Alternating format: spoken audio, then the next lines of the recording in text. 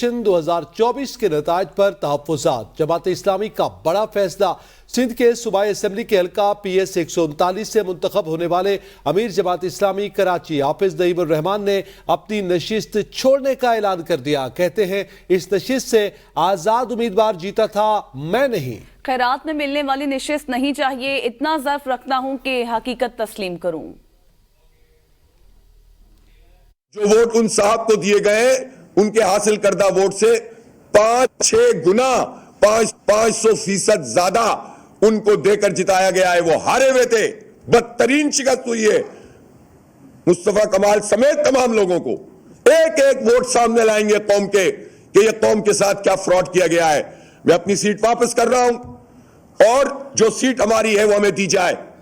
जिस पर हम जीते हैं वो हम चैलेंज करेंगे, जिस पर हम हारे उसको क्लेम नहीं करेंगे कि हम जीते हैं।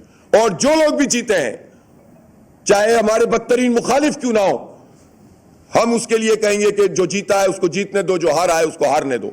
इलेक्शन के नाम पर 38 अरब रुपए जाया करके कौम के आपको अगर हाथ से लिखे हुए रिजल्ट देने थे तो ये तमाशा करने की क्या जरूरत।